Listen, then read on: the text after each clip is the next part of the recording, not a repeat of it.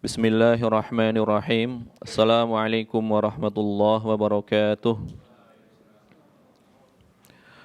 Alhamdulillahi rabbil alamin. Wa asyhadu an la ilaha illallah wahdahu la syarika lah. Wa asyhadu anna Muhammadan abduhu wa rasuluh.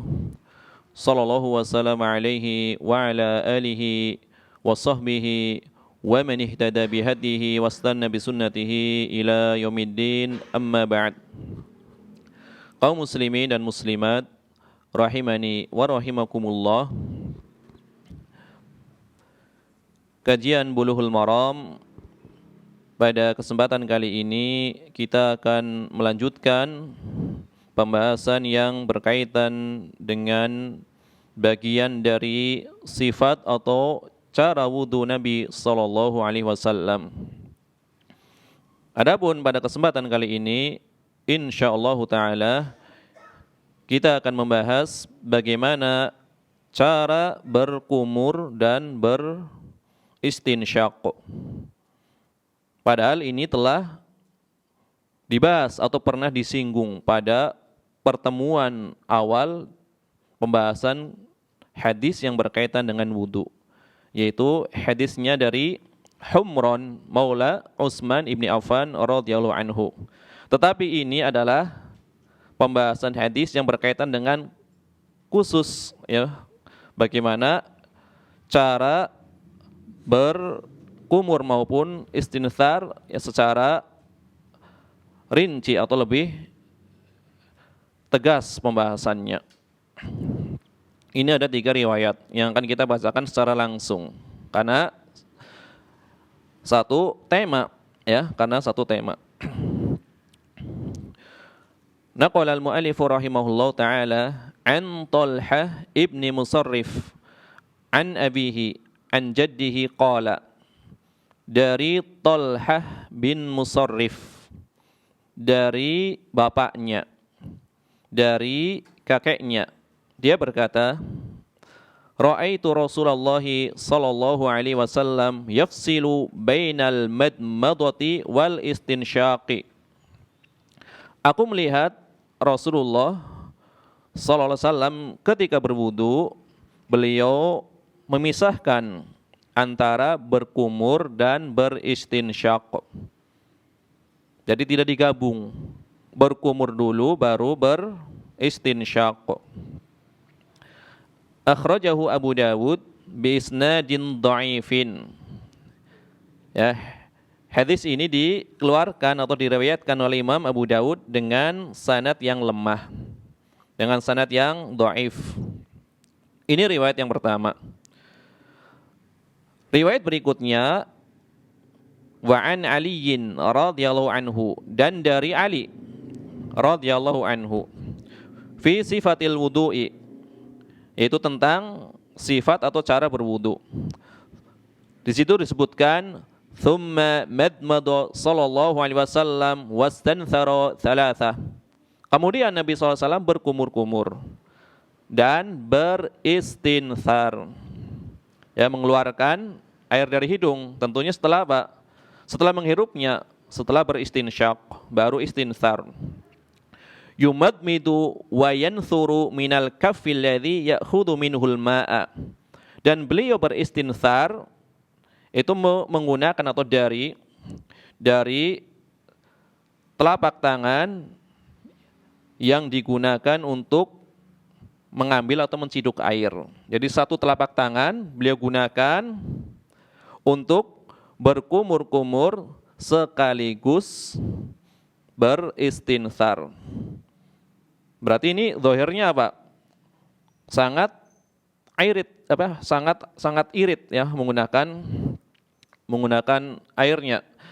Karena satu cidukan digunakan untuk berkumur sekaligus beristinthar 3 kali. Nanti akan diterangkan apakah maksudnya seperti itu atau dipalingkan kepada riwayat yang lebih tegas.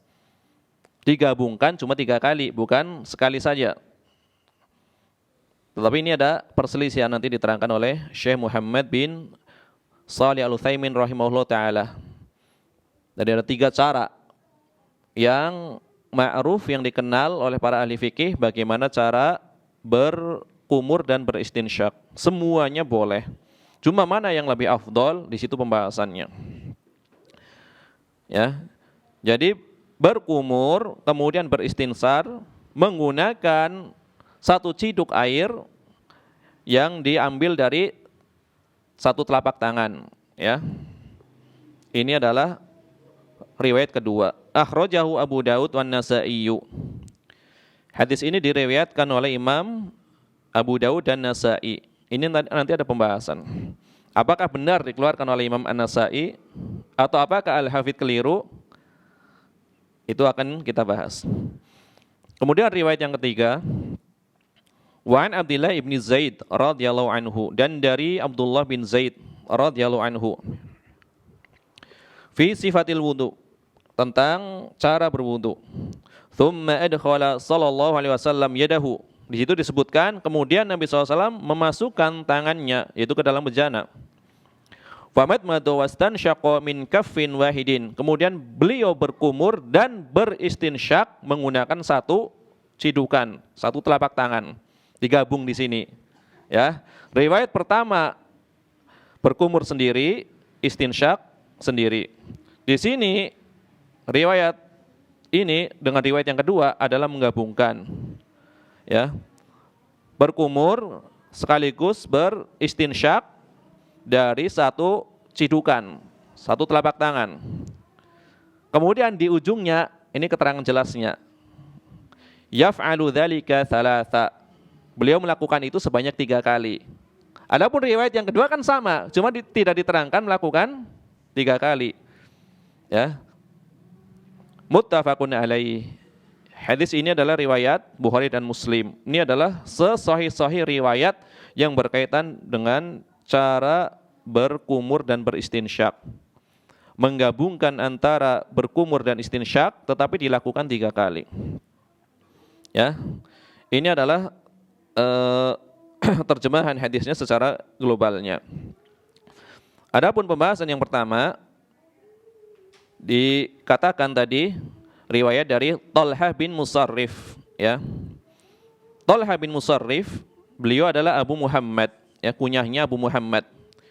Sebagian pendapat mengatakan kunyah beliau adalah Abu Abdillah, ya, Talha bin Musarrif bin Amr bin Ka'ab al-Yami al-Hamdani al-Kufi. Nanti sebagian mengatakan bukan bin Amr bin Ka'ab, tapi kebalik, bin Ka'ab bin Amr. Nah, itu kebalik saja. Ya. Di sini dikatakan bin Amr bin Ka'ab al-Yami al-Hamdani al-Kufi. Salah seorang tokoh, ya, terkemuka dari kalangan muhadditsin, ya, dari kalangan tabi'in. Beliau dikatakan sebagai Sayyidul Qurra, pemimpinnya para ahli qiraah. Sayyidul Qurra, ya.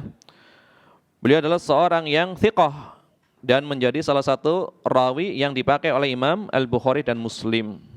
Ya, thiqah. Qala fi taqrib, ya. Al-Hafidz Ibnu Hajar berkata di dalam kitab beliau, kitab At-Taqrib, thiqatun qari'un fadilun, seorang yang thiqah, seorang qari ahli qiraah dan seorang yang memiliki banyak keutamaan. Ini adalah siapa tadi? Talhah. Adapun ayahnya, namanya siapa tadi? Musarrif ibni Amr ibni Ka'ab. Ini satu pendapat. Namanya Musarrif ibni Amr ibni Ka'ab. Ini adalah pendapat dari Imam Ibnul Qattan. Sebagian pendapat mengatakan bukan Amr bin Ka'ab, tapi dibalik. Ka'ab ibni Amr al-Kufi. Ya. Yang meriwayatkan dari ayahnya, dari Nabi SAW, yang berkaitan dengan cara mengusap kepala, ya, ketika berwudu. Ini adalah disebutkan oleh Imam Abu Daud, ya, di dalam sunan beliau. Kemudian dari ayahnya adalah anaknya yang bernama Talha. Dari Musarrif yang meriwayatkan adalah anaknya yang bernama Talha. Adapun kakek dari Talha siapa tadi? Amr ibni Ka'ab atau kebalik? Ka'ab ibni Amr. Ini para ulama berbeda pendapat, ya. Diperselisihkan, ya. Ukhtulifa fi suhbatihi. Diperselisihkan, dia seorang sahabat atau bukan. Kakeknya ini, Amr ibnu Ka'ab atau Ka'ab ibnu Amr, ini diperselisihkan, ini seorang sahabat atau bukan. Adapun kebanyakan ahli hadis mengatakan bahwa beliau adalah seorang sahabat. Ini dikatakan oleh Imam Ibnu Abdul Bar, ya. Dikatakan oleh Imam Ibnu Abdul Bar di dalam kitab beliau Al-Isti'ab fi Ma'rifatil Ashab, ya, biografi tentang para sahabat. Kata Imam Ibnu Abdul Bar, lahu suhbah. Beliau itu memiliki persahabatan dengan Rasulullah sallallahu alaihi wasallam. Wa minhum man yungkiruha, tapi sebagian ulama ada yang mengingkarinya, mengingkari kalau beliau adalah seorang sahabat. Maka kata Imam Ibn Abdul Bar, wala wajha li ingkari man angkaroha. Orang yang mengingkarinya itu tidak memiliki dalil yang kuat. Ya, tidak memiliki dalil yang kuat, tidak memiliki alasan yang kuat, kata Imam Ibn Abdul Bar. Walaupun yang mengingkari nanti ulama-ulama besar. Ya. Kemudian setelah membawakan biografinya, Imam Ibn Abdul Bar membawakan riwayat dari Imam Abu Daud berkaitan dengan apa tadi? Mengusap kepala, ya. Dikatakan bahwasanya Nabi SAW mengusap kepalanya hatta balahu al-qadhal, sampai ke qadhal. Qadhal itu bagian awal dari tengkuk, ya. Ini berarti bagian atas dari tengkuk. Ini namanya al-qadhal. Ya, intinya beliau diperselisihkan.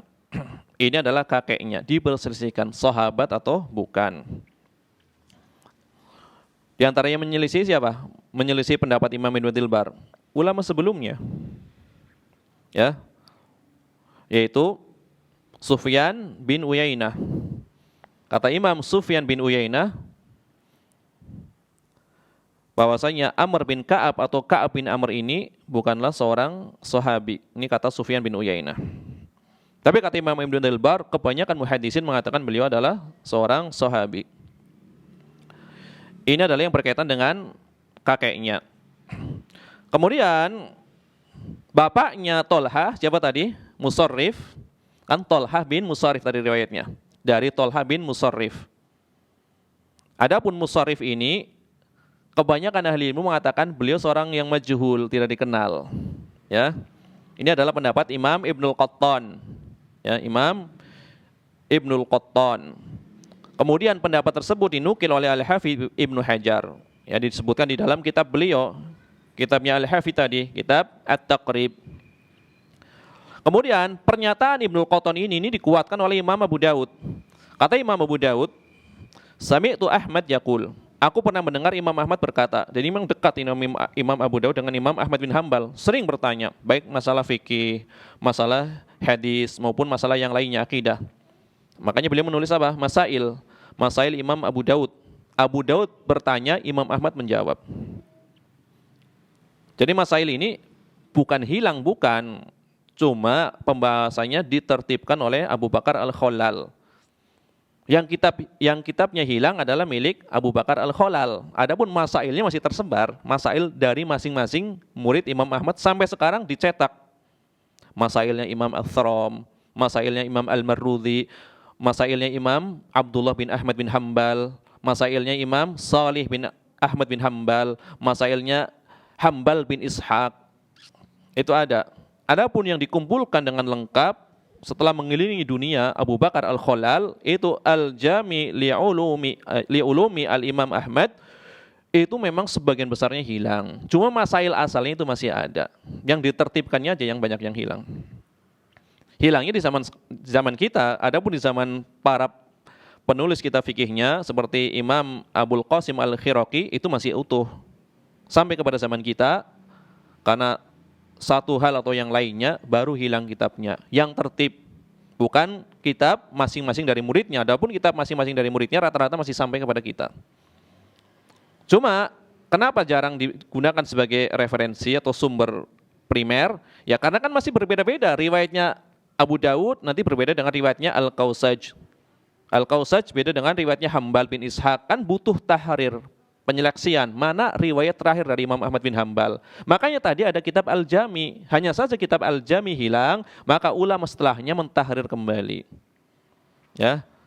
Yang disimpulkan di dalam kitab-kitab fikih di antaranya adalah kitabnya Imam Al-Mardawi.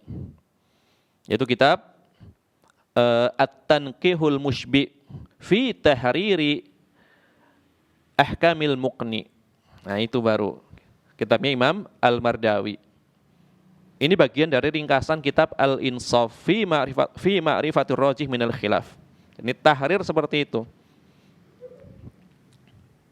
Imam Abu Daud mengatakan, aku pernah mendengar Imam Ahmad berkata, Inna Ibna Uyainah za'amu annahu kana yunkiruhu wa yaqul aish hadha Talha an abihi an jaddihi. Yang artinya anna hadzal isnad laisa bi syai'in. Jadi orang-orang membawakan riwayat dari Talha dari ayahnya dari kakeknya. Berarti Talha bin Musarrif bin Ka'ab bin Amr atau bin Amr bin Ka'ab. Kemudian Sufyan bin Uyainah mengatakan aish hadza Talha. Yang maknanya tadi dikatakan apa? Anna hadzal isnad laisa bi syai'in. Ini sanad di dalam riwayat ini adalah tidak dianggap, ya, laisa bi syai'in, berarti dhaif. Kenapa dikatakan tidak dianggap? Li'annahu yarwihi Talha an abihi an jadihi wa huma la yu'rafani. Ya karena Talha ini meriwayatkan dari ayahnya dari kakeknya, sedangkan ayahnya dan kakeknya keduanya adalah seorang yang tidak dikenal, majhul. Ya. Demikian pula yang dikatakan oleh Utsman Ad-Darimi dari Ali bin Madini juga seperti itu. Kemudian Imam Ibnu Abi Hatim menukil dari Saleh. Berarti Saleh siapa? Anaknya Imam Ahmad bin Hambal. Saleh bin Ahmad bin Hambal yang tadi punya masail. Ini didengar dari Ibnu Abi Hatim. Karena Abu Hatim, bapaknya Ibnu Abi Hatim yang namanya Abdullah Abdurrahman, berkawan dengan atau selevel atau sezaman dengan Saleh. Kan sama-sama mengambil ilmu dari ayahnya, dari Imam Ahmad bin Hambal. Maka Ibnu Abi Hatim, Abdurrahman ini mendengar dari Saleh bin Ahmad bin Hambal. Kata Saleh, sa'altu abi, aku bertanya kepada ayahku. Siapa? Imam Ahmad bin Hambal. Qultu, aku bertanya, Talha bin Musarrif an abihi an jadihi lau suhbah. Talha bin Musarrif dari ayahnya dari kakeknya, apakah kakeknya adalah seorang sahabat? Wa ma ismu jaddihi? Siapa nama kakeknya? Qala. Ini bertanya ini Imam siapa? Saleh bertanya kepada Imam Ahmad bin Hambal. Kata Imam Ahmad bin Hambal, la adri, saya enggak kenal siapa kakeknya, ya, yang disebut-sebut sebagai sahabat ini, enggak kenal. Yang namanya Amr bin Ka'ab atau Ka'ab bin Amr saya enggak kenal, keadaannya saya enggak tahu dia seorang sahabat atau bukan. Hanya saja telah sampai kepada kami pernyataan dari Sufyan bin Uyainah bahwasanya beliau mengingkari bahwasanya beliau adalah seorang sahabat, diingkari oleh Sufyan bin Uyainah. Tapi ini adalah dari sisi apa? Dari sisi perbedaan para ulama menghukumi keadaan dari kakeknya Talha, apakah sahabat atau bukan. Kebanyakan ulama mengatakan sahabat, kata Imam Ibn Abdul Bar. Ini dari pembahasan biografinya. Adapun tahrij hadisnya, ya di sini panjang banget. Ya, panjang banget. Saya mau membawa dari ini aja, dari kitabnya Syekh Abdullah Al-Bassam biar ringkas. Nanti nggak selesai buat bahas tahrij hadisnya. Ya, biar cepat. Riwayat yang pertama.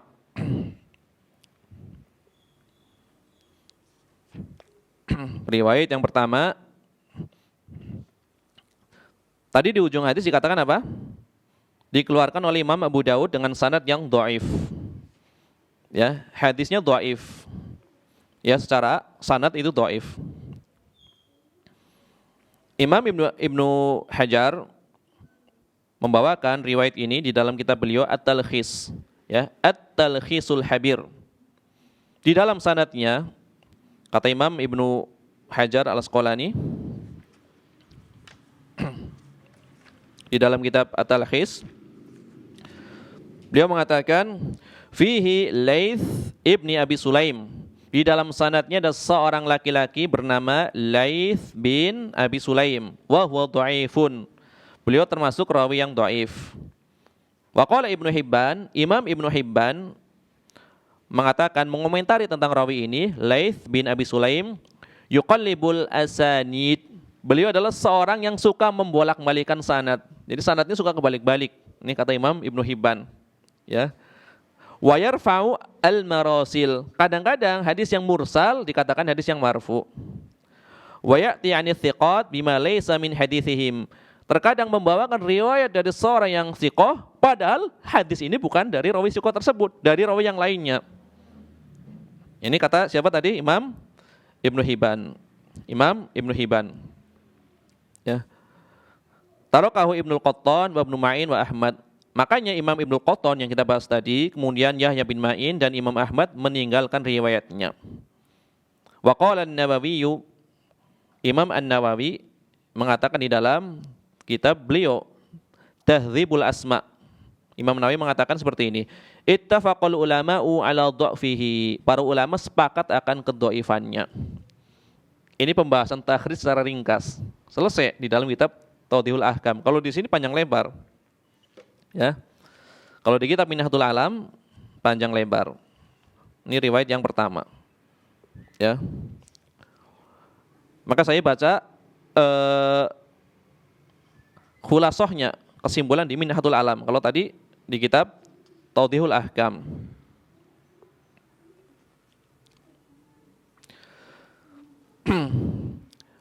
Kata Syekh Abdullah Al-Fauzan di dalam kitab Minhatul Alam, setelah beliau membawakan ya pendapat para ulama yang banyak, yang panjang, beliau mengatakan wa khulasatu dzalika, kesimpulan dari pembahasan tadi, anna hadzal isnad mukhtalafun fihi. Sanad-sanad yang saya bawakan tadi itu diperselisihkan kesahihannya. Wal aktsaruna ala adam itsbatihi, tapi kebanyakan ulama mengatakan sanadnya tidak sahih. Wa huwa ikhtiyarus Syekh Abdul Aziz bin Baz. Inilah pendapat yang dipilih oleh Syekh Abdul Aziz bin Baz. Kemudian riwayat ini, kedhaifan hadis ini juga dipilih oleh Syekh Muhammad bin Shalih Al-Utsaimin dalam kitab beliau Fathul Jalal wal Ikram. Jadi riwayat yang pertama apa hadisnya? Dhaif. Ya. Riwayat pertama hadisnya dhaif. Ini kebanyakan ulama. Kemudian riwayat yang kedua tadi ya diriwayatkan oleh Imam Abu Daud dan Nasa'i. Kebanyakan para pensyarah hadis mengatakan seperti ini. Aku tidak mendapatkan riwayat ini di dalam kitab Sunan An-Nasa'i As-Sughra, yaitu kitab Al-Mujtaba. Kemudian sebagian berkomentar seperti ini. Barangkali riwayat ini ada di Sunan Al-Kubra. Atau sebagian ulama, diantaranya Syekh Abdullah Al-Fauzan mengatakan barangkali Al-Hafidh keliru, ada waham di dalam riwayat tersebut. Sebagian mengatakan barangkali ada di Sunan Al-Kubra, berarti belum ngecek. Syekh Abdullah Al-Fauzan barangkali Al-Hafidh keliru meriwayatkan hadis ini, juga belum ngecek. Cuma saya lihat di Tawdihul Ahkam, ya, di Tawdihul Ahkam oleh Syekh Abdullah Al-Bassam. Hadis ini diriwayatkan oleh Imam An-Nasai nomor 95. Cuma kita diterangkan riwayat Nasai Sunan As-Sughra atau Al-Kubra. Tapi para pensyarah mengatakan tidak ditemukan di dalam Sunan As-Sughra. Berarti kemungkinan apa? Kemungkinan ada di Sunan Al-Kubra. Wallahu a'lam. Saya juga belum ngecek. Ya, tapi di Tawdihul Ahkam dikatakan ada di Sunan An-Nasai nomor 95. Ya. Adapun hadis dari Ali ini, riwayat yang kedua ini tadi dikeluarkan oleh Imam Abu Daud dengan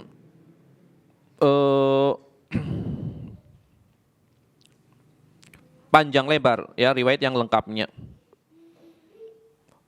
Riwayat yang lengkapnya. Kemudian kesimpulan dari hadis tersebut adalah hadis yang sahih.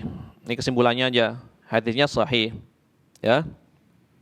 Walaupun ada sedikit pembicaraan, Karena Al-Hafidz menyebutkan di dalam kitab At-Talkhis tadi, riwayat berkumur dan beristinsar menggunakan satu cidukan telapak tangan.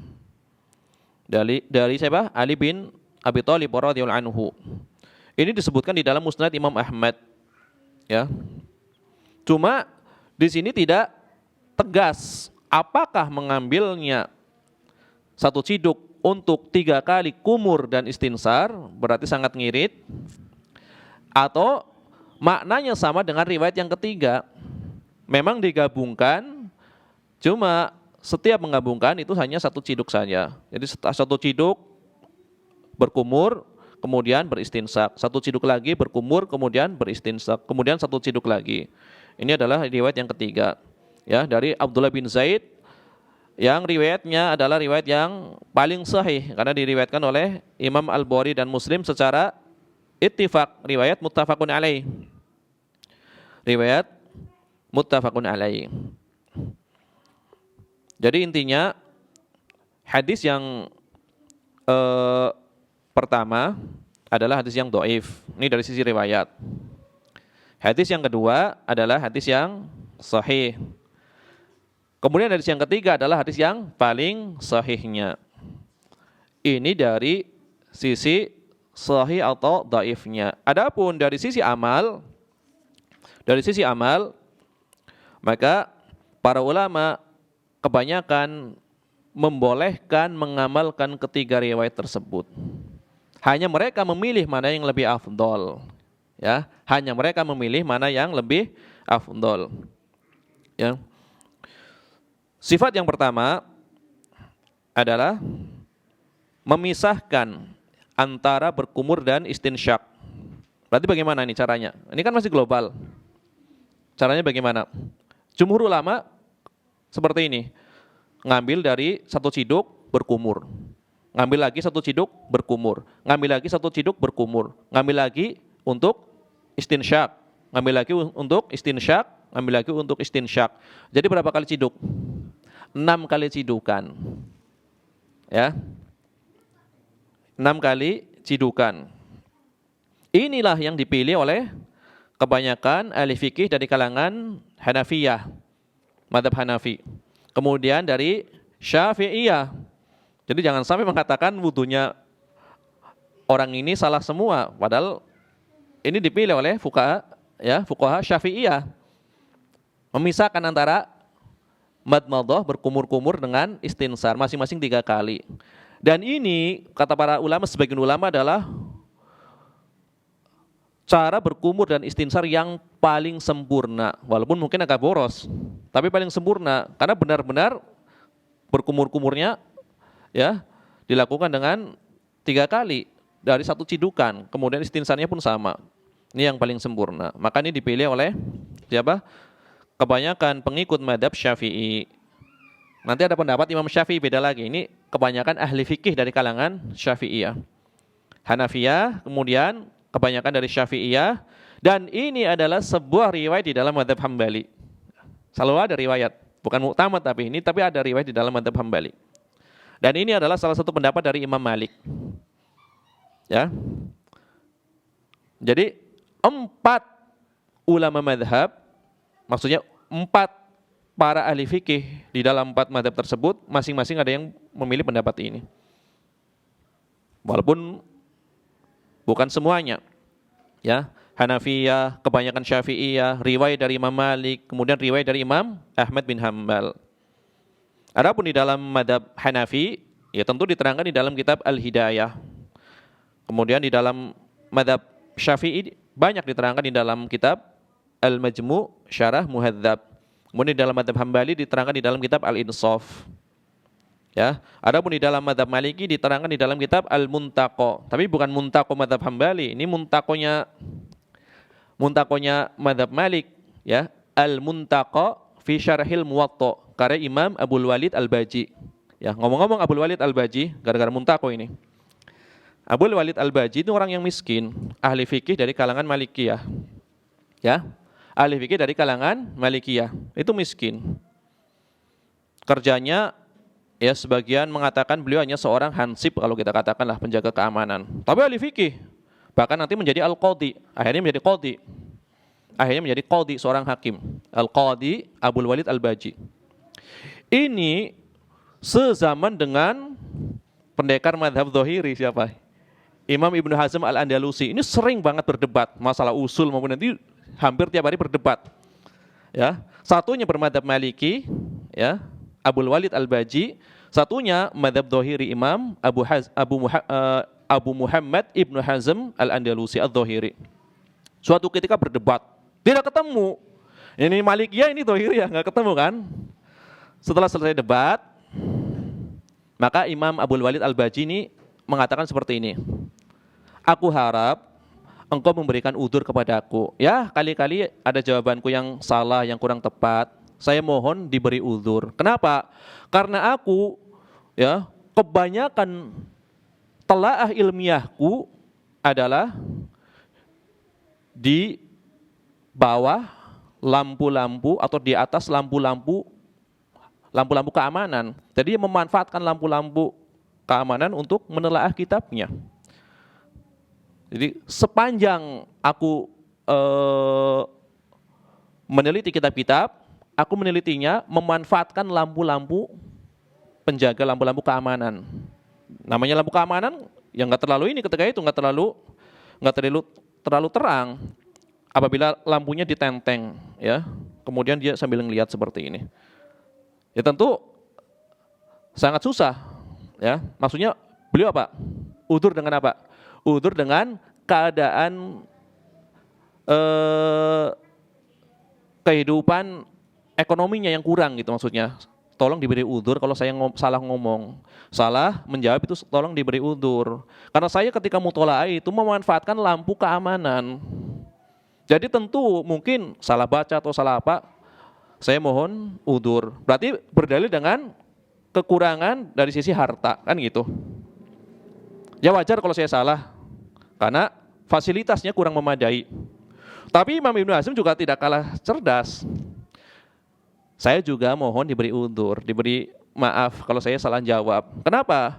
Karena kebanyakan telaah ilmiah saya adalah di atas mimbar-mimbar dari emas. Paham maksudnya? Ya. Dua-duanya ada ujiannya. Antum ujiannya susah di dunia. Ya kan? Hartanya kurang. Kalau saya itu terlalu mewah. Namanya orang mewah, fokus enggak untuk banyak godaannya, itu kan? Itu. Ya. Antum miskin mengeluh. Bukan mengeluh, meminta udzur. Kalau ada salah-salah jawab. Saya pun meminta udzur karena orang tua saya hartanya begitu melimpah. Saya menelaah kitab di atas mimbar-mimbar dari emas.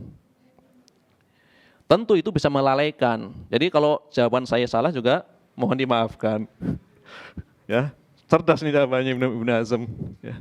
Emang yang punya ujian dikiranya orang miskin saja. Ya.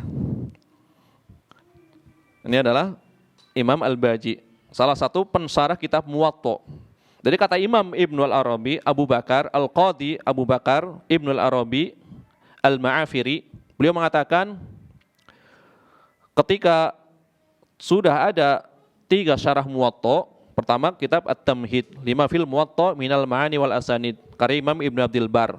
Yang kedua, kitab Al-Istidhkar, karya Imam Ibnu Abdul Bar pula. Yang ketiga, kitab Al-Muntaqa, syarah Muwatta. Maka ketika antum sudah membaca syarah Muwatta ini, yang 3 ini, tidak perlu menoleh ke syarah yang lainnya. Ya, kata Imam Ibnu Al-Arabi. Sehingga beliau meringkas 3 kitab ini dalam satu kitab yang bernama kitab Al-Masalik, ya. Al-Masalik ila Muwatta'i Al-Imami Malik. Syarah Muwatta. Kemudian diringkas lagi menjadi satu kitab kecil, namanya kitab Al-Qobas fi Syarhi Muwatta Malik Ibni Anas. Berarti Al-Baji kedudukannya tinggi ini di dalam madhab Maliki, seorang yang kekurangan di dalam hartanya. Berdebat dengan Imam Ibnu Hazm, itu terkenal. Ya, sampai ada satu kitab khusus yang membahas debatnya Imam Ibnu Hazm dengan Imam Al-Baji. Ya. Jadi dua-duanya ini ada udzurnya kan, udzur karena saking kaya, udzur karena saking miskinnya. Dua-duanya ujian, ya, dua-duanya ujian. Berarti ya di antara 4 mazhab para fuqahanya banyak yang memilih pendapat pertama. Berkumur 3 kali, kemudian baru beristinsyak atau istinsar 3 kali. Ya. Ini riwayat yang banyak dipilih. Kemudian cara yang kedua, masih pendapat yang pertama, ini dikemukakan oleh Imam Ibnul Mulakin. Yang dimaksud memisahkan antara berkumur-kumur dengan istinsar atau istinsyak itu bisa juga dimaknai menggunakan 2 kali sidukan. 2 kali sidukan. Sidukan pertama berkumur 3 kali. Sidukan kedua beristinsyak atau istinsar 3 kali. Itu juga bisa dikatakan memisahkan antara berkumur dan istinsyak. Ya. Jadi ada 2 cara. Cara pertama memang 6 kali sidukan. Cara kedua 2 kali sidukan, masing-masing digunakan untuk berkumur maupun yang kedua untuk istinsyak. Ini adalah cara yang pertama. Dan Syekh Utsaimin mengatakan ini adalah cara yang dibolehkan, hanya cara yang dhaif, kata Syekh Utsaimin. Tapi boleh, karena diambil dari hadis yang dhaif. Ini kata Syekh Utsaimin. Ya, dalam kitab beliau Al-Fath, ya, Fathu Dzil Jalal wal Ikram. Kemudian cara yang kedua, berkumur dan beristinsyak 3 kali tapi hanya sekali siduk. Ini gimana? Telapak tangannya harus gede ini. Tapi ini dikatakan ini adalah cara yang paling irit, kata Syekh Utsaimin. Cara yang paling irit. Jadi seperti ini. 3 kali satu telapak tangan. Untuk 3 kali kumur dan 3 kali istinsyak. Ya. Ini adalah dikatakan cara yang kedua, cara yang irit, kata Syekh Utsaimin. Adapun sebagian pensyarah hadis itu mengatakan riwayat kedua ini tidak tegas seperti itu. Riwayat kedua ini kan hanya mengatakan Nabi SAW berkumur dan beristinsar menggunakan 1 telapak tangan yang digunakan untuk mengambil air. Maksudnya bukan sekali ambil langsung 3 kali, bukan. Tetapi memang ya beliau menggabungkan antara berkumur dan istinsyak. Hanya saja menciduknya adalah sebanyak 3 kali. Sebagaimana diriwayatkan oleh Imam Al-Bukhari dan Muslim dari sahabat tadi Abdullah bin Zaid. Jadi riwayat kedua ini masih apa ya? Masih tidak ada kejelasan. Maka mempunyai kemungkinan. Kemungkinan pertama adalah cara yang paling irit, sebagaimana yang dikatakan oleh Syekh Utsaimin. Kemungkinan kedua adalah ini riwayatnya masih umum, dijelaskan oleh riwayat berikutnya yang ketiga, yaitu berkumur dan beristinsyak menggunakan menggunakan 1 telapak tangan, tetapi dengan 3 kali siduk. Ngambil, kumur, istinsyak. Ambil, kumur, istinsyak. Ambil, kumur, istinsyak. Ini adalah riwayat yang paling sahih. Ya, riwayat yang paling sahih. Kemudian riwayat ini ya, yang paling sahih ini adalah pendapat mazhab Syafi'i dalam qaul jadid. Pendapat mazhab Syafi'i dalam qaul jadid. Dan ini adalah sebuah riwayat di dalam mazhab Malik. Ya, sebagaimana dikatakan oleh Al-Qadiyat, ya, Al-Qadiyat di dalam syarah Muslim beliau, Ikmalul Mu'lim, syarah Muslim, Al-Qadiyat menisbatkan ini adalah pendapat mazhab Malik. Al-Qadiyat yang pendapat beliau itu banyak sekali dinukil oleh Al-Imam An-Nawawi dalam syarah Muslim. Ya, terutama pembahasan tentang al-asma wa sifat, karena beliau al-Asy'ari, akidahnya adalah Asy'ariyah. Maka setiap di Sahih Muslim ada hadis yang berkaitan dengan asma wa sifat, pasti Imam Nawawi mengatakan qalal qadi. Yang dimaksud adalah al-Qadiyat al-Maliki, Asy'ari. Namun fikihnya memang sangat bagus. Jadi syarahnya Imam Nawawi, syarah Muslim itu bertabur dengan nukilan dari Al-Qadiyat. Al-Qadiyat. Salah seorang ulama besar dari kalangan Malikiyah yang punya kitab biografi mazhab Malik. Kan masing-masing mazhab ada kitab biografinya. Kalau di Syafi'iyah ada ya Tabaqatus Syafi'iyah Al-Kubra karya As-Subki misalkan, tingkatan-tingkatan ulama Syafi'iyah. Kalau di Hambali ada kitab Tabaqatul Hanabilah karya Ibnu Abi Ya'la, anaknya Al-Qadhi Abu Ya'la. Ya, anak dari Al-Qadhi Abu Ya'la, Ibnul Farra, ya, Al-Hambali. Kemudian disempurnakan oleh Imam Ibnu Rajab Al-Hambali, Zail ala Tabaqatil Hanabilah. Tambahan yang tidak disebutkan. Adapun di dalam mazhab Malik ada kitab, ya, Tartibul Madarik, ya, yang berkaitan dengan a'lamnya ulama-ulama Malik. Ini menukil bahwasanya ini adalah pendapat mazhab Malik. Kemudian riwayat ini adalah pendapat muktamad di dalam mazhab Hambali. Ya, sebagaimana dikatakan oleh Al-Insaf. Dalam mazhab Malik seperti ini berarti berwudu. Kumur, sebagian untuk kumur, kemudian dimasukkan untuk hidung. Keluarkan dengan tangan kiri. Kumur, sebagian masuk hidung, keluarkan kiri 3 kali. Ya. Ini adalah riwayat dari Imam Ahmad dan ini adalah nas yang tegas dari Imam Ahmad bin Hambal, ya. Berarti ada berapa sifat ini? 3 sifat, semuanya boleh. Sifat dhaif kata Syekh Utsaimin, padahal ini pendapat banyak ulama. Atau sifat irid yang kedua, sifat yang paling sahih riwayatnya adalah yang ketiga. Maka Imam Al-Athram itu salah seorang muridnya Imam Ahmad bin Hambal. Imam Al-Athram punya masail juga Al-Athram. Beliau dikatakan lebih hafal dari Abu Zur'ah Ar-Razi, Imam Al-Athram. Abu Bakar Al-Athram dikatakan wa kana ahfad, ya, wa kana ahfad min Abi Zur'ah Ar-Razi. Hafalannya lebih kuat daripada Abu Zur'ah Ar-Razi. Padahal Abu Zur'ah Ar-Razi kalau masuk ke pasar itu ditutup telinganya. Khawatir, ya, mendengar ucapan yang buruk, dia hafal gitu kan. Tapi ini Al-Athram lebih hafal lagi. Nah, ini murid Imam Ahmad bin Hambal. Imam Athram mengatakan, Sami'tu Aba Abdillah yus'al. Aku pernah mendengar Imam Ahmad ditanya. Jadi Imam Ahmad ditanya, di sini ada Athram, ya.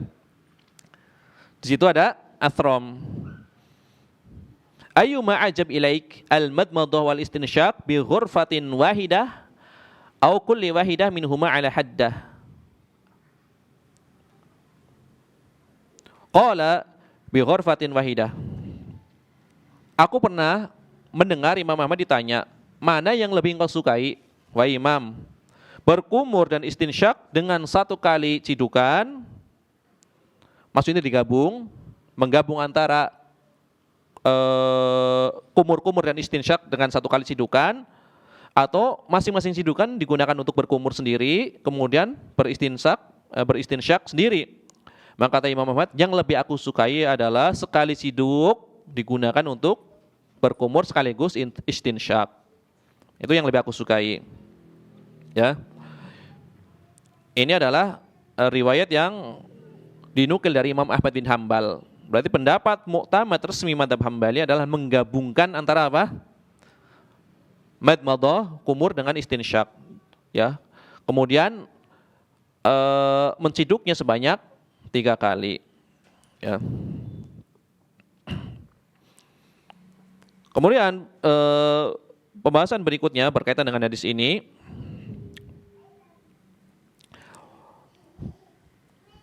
Tadi dikatakan riwayatnya Tolha itu adalah riwayat yang dhaif. Dari jalur Tolha kan riwayat yang dhaif. Kemudian Imam Ibnu Mulakin membawakan riwayat bukan dari Tolha, tapi maksudnya untuk menguatkan riwayat Tolha. Riwayat Tolha apa tadi? Yang memisahkan antara berkumur dengan istinsyak. Ini kan dhaif. Kata Imam Ibnu Mulakin bahwasanya Abu Ali ibn Sakan, dan dia salah seorang di antara ahli hadis, ya, seorang hufadz. Beliau menyebutkan di dalam kitab Sunan beliau. Namanya siapa tadi? Abu Ali ibn Sakan. Ibni As-Sakan. Abu Ali ibn Sakan. Beliau menyebutkan di dalam kitab Sunan beliau, yang kitab beliau dinamakan kitab As-Sihah Al-Ma'thurah. Beliau meriwayatkan dari Syakik ibn Salamah. Ini untuk menguatkan riwayat yang pertama dari Tolha bin Musarrif. Syahidtu Ali ibn Abi Thalib wa Uthman Ibn Affan tawaddu'a thalathan wa afroda al-madmadah minal istinsyaq. Jadi kata Syakik bin Salamah, aku pernah menyaksikan Ali ibn Abi Thalib. Aku pernah menyaksikan Ali bin Abi Thalib. Dan aku juga pernah menyaksikan Utsman bin Affan. Keduanya berwudu 3 kali. Kemudian masing-masing beliau dari Ali dan Utsman itu memisahkan antara kumur-kumur dan istinsyak. Ini perbuatan siapa? Ali dan Utsman yang dilihat oleh Syakik bin Salamah. Tsumma qala, keduanya mengatakan seperti ini, hakadza ra'aina Rasulullah sallallahu alaihi wasallam tawaddu'a. Beginilah aku pernah melihat Rasulullah SAW berwudu. Ya, dari riwayat siapa? Perbuatan sahabat, cuma menisbatkan kepada Nabi. Ya. Kemudian dikatakan ruwiya anhuma min wujuhi, diriwayatkan dari keduanya dari berbagai redaksi, tapi yang semisal. Ya. Berarti di sini apa? Ada pernyataan tegas bahwasanya antara kumur-kumur dan istinsyak adalah dipisahkan, kan seperti itu. Ya. Sedangkan Syakik bin Salamah tadi seorang yang siqah.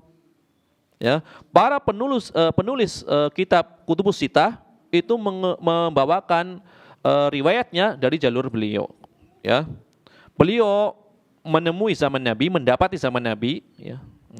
Jadi Syakik bin Salamah itu mendapati zaman Nabi SAW. Tetapi tidak melihat beliau. Berarti sahabat bukan? Nah, bukan. Kan ada syaratnya seorang disebut sebagai sahabi. Ya. Makanya beliau hanya meriwayatkan dari 4 ya al-khulafa ar-rasyidun, yaitu ya Abu Bakar, Umar, Utsman dan Ali. Dan dari sahabat yang lainnya. Jadi intinya dia tidak menjumpai Nabi sallallahu alaihi wasallam. Berarti apa di sini? Dia seorang yang thiqah, mendapati Ali dan Utsman berwudu dengan cara seperti itu. Menisbatkan aku pernah melihat Rasulullah berwudu seperti ini. Makanya tadi dikatakan apa? Hampir seluruh fuqaha itu membolehkan seluruh sifat. Hanya mereka memilih mana yang lebih afdal, kan seperti itu. Jadi kalaupun hadisnya dhaif, berarti ini Imam Ibnul Mulakin menemukan jalur yang lain yang menunjukkan bahwasanya ternyata sahabat melakukan hal tersebut. Jadi tidak perlu diingkari, ya. Kalau ada yang melakukan wudu seperti itu tidak perlu diingkari.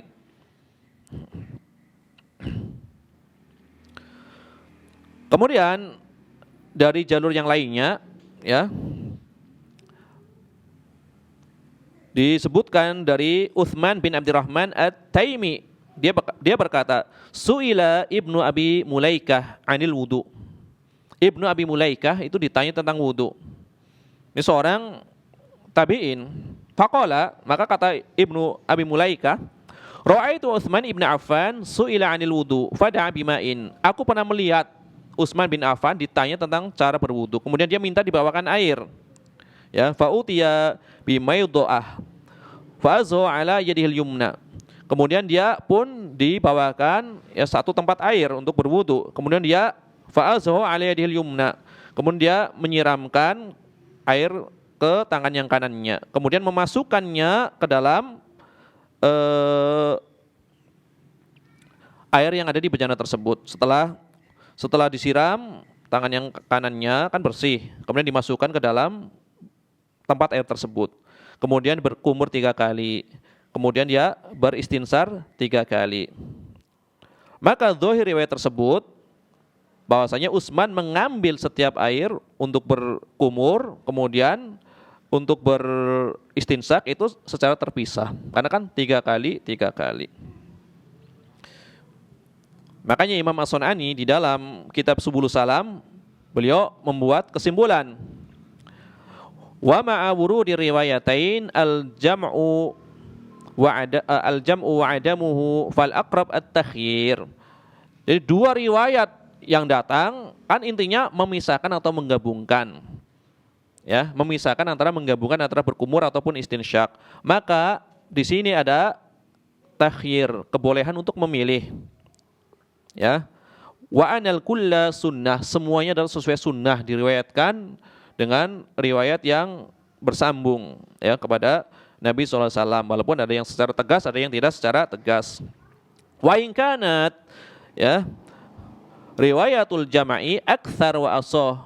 Meskipun riwayat yang lebih sahih dan lebih banyak, udah sahih banyak lagi, adalah riwayat yang menggabungkan antara berkumur dan istinsyak. Jadi gitu. Jadi semuanya boleh, tapi riwayat yang paling sahih dan paling banyak adalah antara berkumur dan istinsyak itu digabungkan. Ya. Wallahu taala a'lam. Ya, sampai sini aja pembahasannya berkaitan dengan hadis ini. Ya, 3 hadis. Jadi intinya semuanya boleh. Boleh diamalkan semua riwayat ini. Hanya riwayat yang paling sahih adalah riwayat yang dijadikan sebagai pendapat mu'tamad madzhab Hambali. Ya, berkumur dan istinsyak secara sekaligus.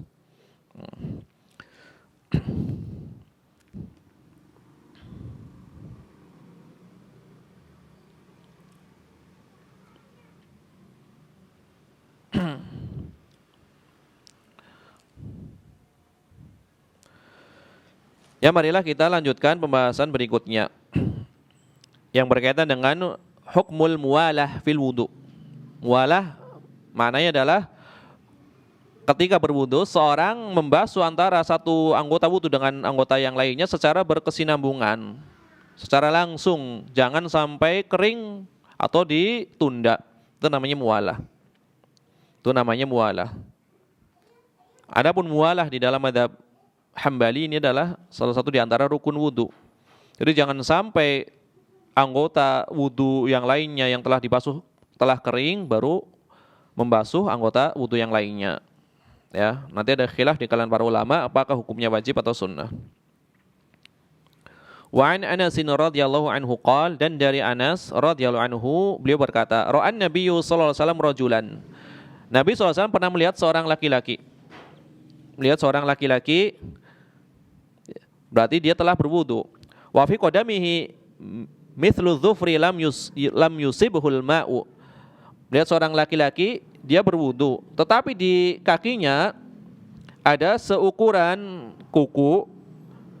Jadi bagian yang harusnya dikenakan air wudu, tetapi ada seukuran kuku yang tidak terkena air. Ya, di kakinya nih, di kakinya ini kelihatan kering ini, seukuran kuku. Mungkin wudunya cuma ya asal aja, kan ada juga nih orang yang wudunya asal cuma dari atas sambil dilihat dari atas, ternyata bagian sini belum kena. Ini seorang laki-laki pernah dilihat oleh Nabi SAW. Di kakinya ada seukuran kuku yang tidak terkena air wudu. Faqala, maka Nabi mengatakan kepada laki-laki ini, irji fa'ahsin wudu'ak. Kembali lagi, wudu lagi, baguskan wudumu. Ya, kembali lagi kamu, kemudian berwudulah dengan cara yang bagus, yang benar. Baguskan lagi wudumu. Akhrajahu Abu Daud wan Nasa'i. Ya. Hadis ini riwayatkan oleh Imam Abu Daud dan Imam An-Nasa'i. Ya. Abu Daud dan Imam An-Nasa'i.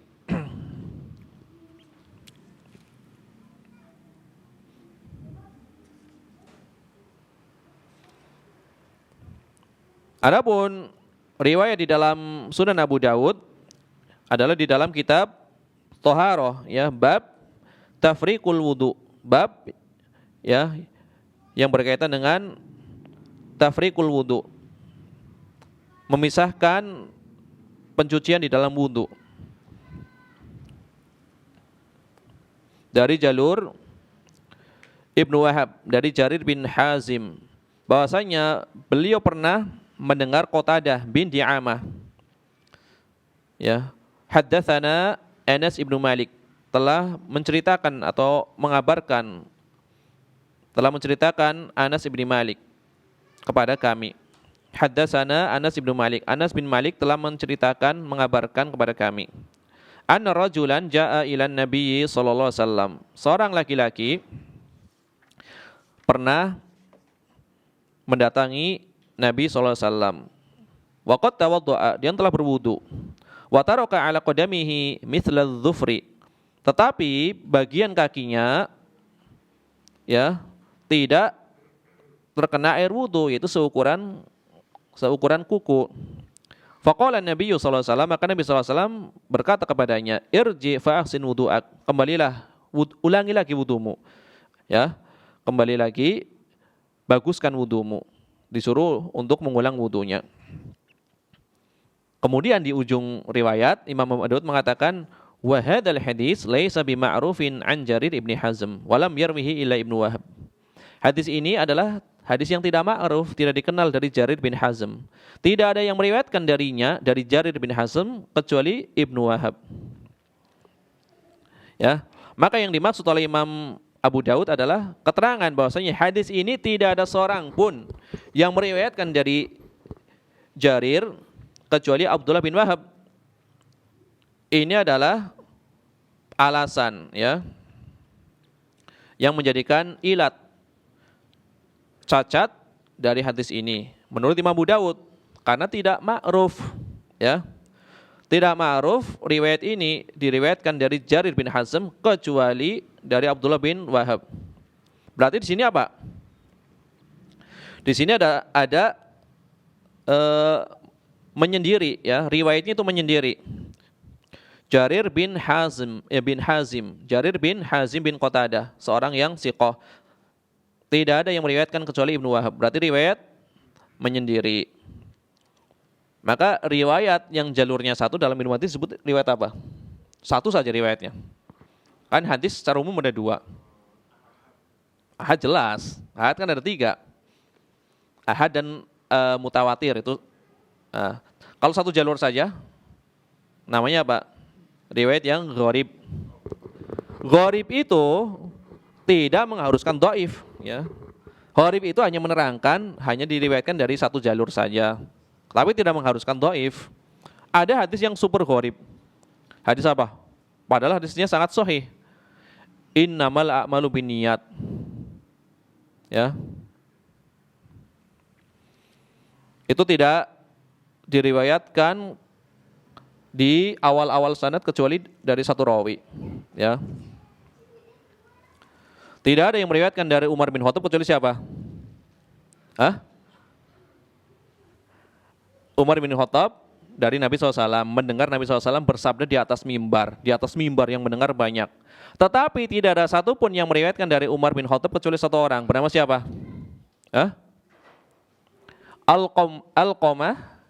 Alqamah ibni Waqqas al-Laythi. Satu orang aja, tidak ada yang lainnya.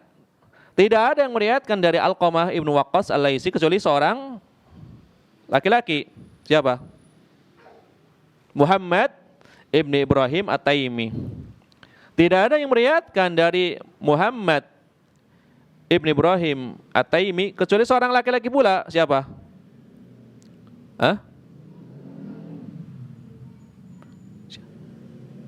Siapa namanya? Yahya ibni Said al-Ansari.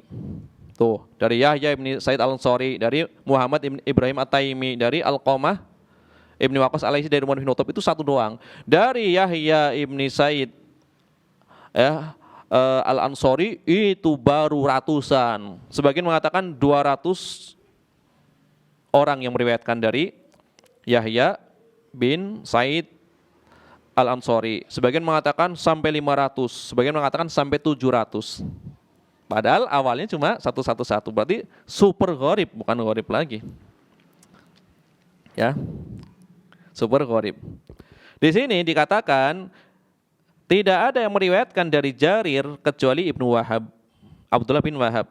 Ini adalah suatu hadis yang menyendiri, ya, dari Jarir. Maka dianggap sebagai ilah. Meskipun dia seorang yang siqah, ya, hanya saja Jarir ini sering meriwayatkan dari Qatadah hadis-hadis yang mungkar, ya. Imam Ibnu Adi mengatakan Jarir Ibnu Hazim lahu ahaditsu katsiratun an masyayikhihi wa huwa mustaqimul hadis salihun fihi illa riwayatuhu an Qatadah fa innahu yarwi asya'a an Qatadah la yarwiha ghairuhu. Jadi Jarir Ibnu Hazim ini mempunyai hadis yang banyak dari para masyaikhnya, seorang yang bagus hadisnya, seorang yang riwayatnya salih, jadi mustaqimul hadis, hadisnya kokoh, riwayatnya bagus. Ya, hadisnya kokoh, riwayatnya bagus. Hanya saja riwayatnya dari Qatadah, beliau sering meriwayatkan dari Qatadah suatu hadis yang tidak diriwayatkan oleh selainnya. Jadi hadis-hadis yang aneh. Ini kata Imam Ibnu Adi dalam kitab Al-Kamil, seperti itu. Kemudian para pensarah mengatakan Imam Al-Mizzi ini hanya menyadarkan riwayat ini kepada Imam Abu Daud, ya, pada Imam Abu Daud. Kemudian kata pensyarah, aku tidak mendapati riwayat ini dalam kitab Sunan An-Nasa'i, ya. Jadi banyak pensarah yang tidak mendapatkan riwayat ini di dalam riwayat Imam An-Nasa'i, tetapi diriwayatkan oleh Imam Abu Daud sebagaimana yang dikatakan oleh Imam Al-Mizzi, ya, oleh Imam Al-Mizzi. Kemudian diriwayatkan pula oleh Imam Ibnu Majah. Kemudian diriwayatkan pula oleh Imam Ahmad, ya. Ini adalah komentar dari para pensyarah. Aku tidak mendapati riwayat ini ada di Sunan Nasa'i, tetapi Imam Al-Mizzi hanya menyandarkan kepada Imam Abu Daud. Adapun jalur lain adalah ada di dalam riwayat Ibnu Majah dan Imam Ahmad bin Hambal, ya. Disebutkan di dalam riwayat yang lain dari Jabir. Kalau tadi dari siapa? Dari Anas, kan, ini dari Jabir. Dari Jabir radhiyallahu anhu, beliau mengatakan seperti ini, akhbaroni Umar bin Al-Khattab. Umar bin Al-Khattab telah mengabarkan kepadaku bahwasannya seorang laki-laki berwudu, kemudian dia meninggalkan bagian seukuran kuku di kakinya yang tidak terkena air. Fa absarahu Nabi sallallahu alaihi wasallam, maka Nabi memandangi terus ini, dipandangi oleh Nabi kakinya ini. Nabi memandangi kakinya, diperhatikan oleh Nabi SAW. Kemudian Nabi mengatakan, irji fa ahsin wudu'ak, kembali lagi kamu wudu lagi, baguskan wudumu. Kemudian dia kembali berwudu, kemudian sholat. Dan ini adalah riwayat Muslim, ya. Kenapa Al-Hafidz membawakan riwayat dari Abu Daud dan Nasa'i, padahal ada riwayat Muslim yang tegas seperti ini? Jelas sahihnya, berarti kan, tapi dari sahabat Jabir, bukan dari Anas, ya. Dari riwayat Imam Muslim, berarti lebih sahih. Kenapa Al-Hafidz tidak membawakan riwayat Muslim? Ya. Berarti apa di sini? Faedahnya apa? Kan ada riwayat Muslim ini yang sahih, kok nggak dibawakan oleh Al-Hafidz? Sebagai isyarat pula, ternyata hadis dhaif terkadang maknanya adalah memang sahih. Buktinya riwayat Muslim, tapi dari sahabat yang lain. Hanya saja memang dari jalur Anas dhaif, cuma maknanya didukung oleh riwayat Jabir. Ya, riwayat Jabir. Sama kan riwayatnya? Ya. Berarti bisa nggak digunakan untuk beramal? Bisa hadis tersebut, karena ada penguatnya dari hadis yang sahih.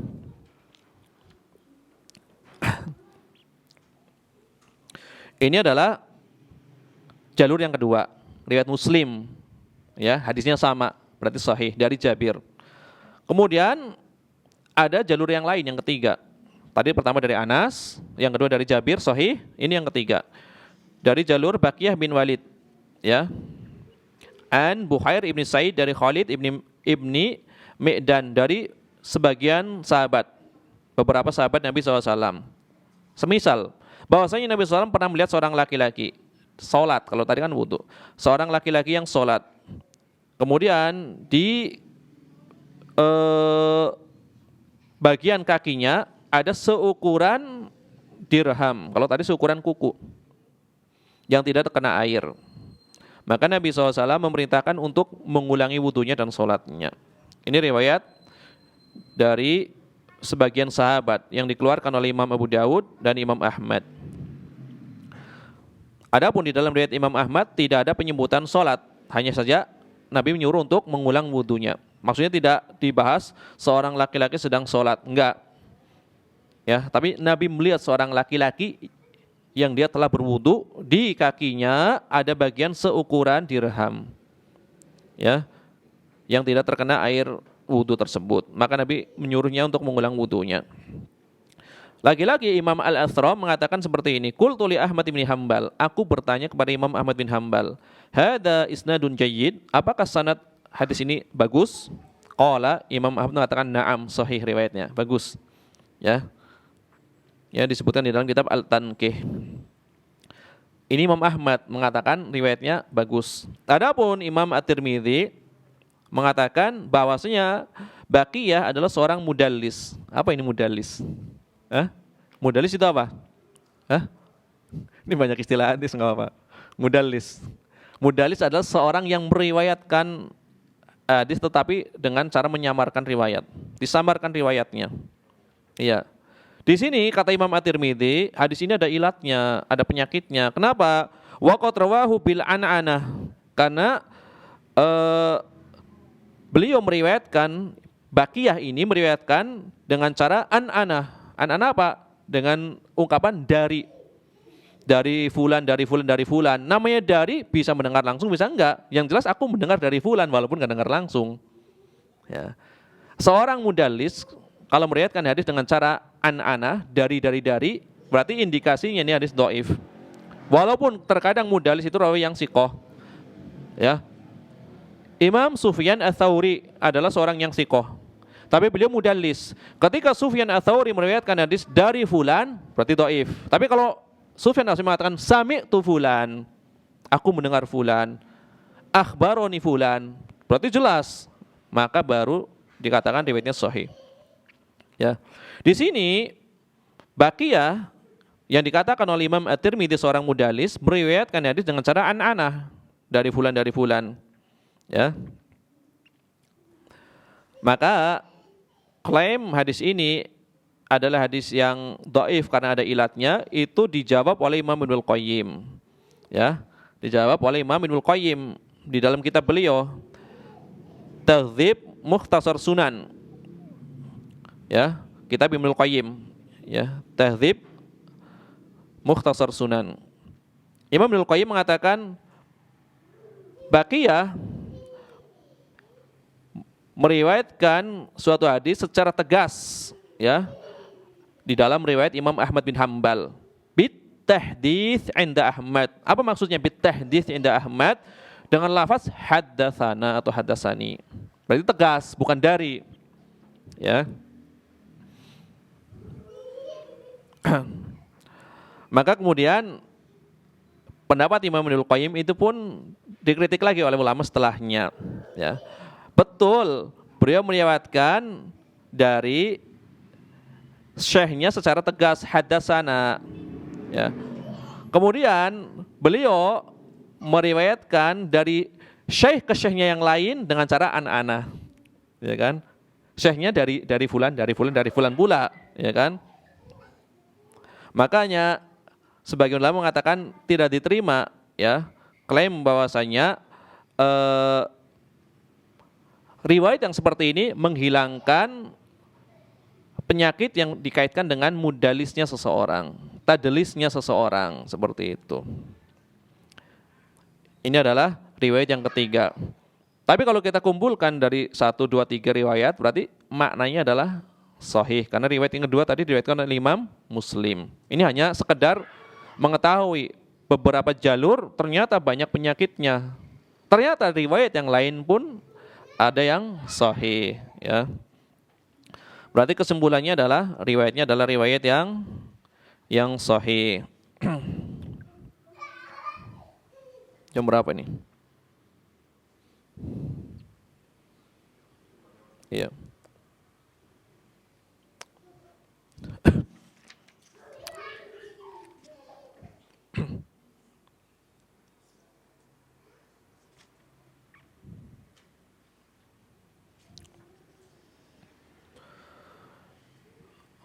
Berkaitan dengan riwayat An-Nasai tadi yang saya bahas pertama tadi, ini ada sedikit kekeliruan.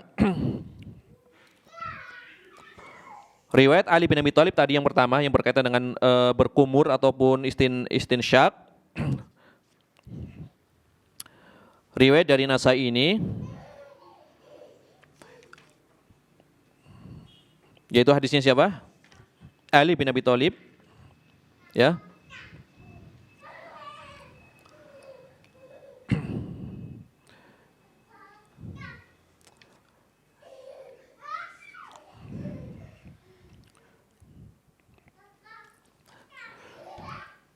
Jadi yang tidak ada di dalam Sunan An-Nasa'i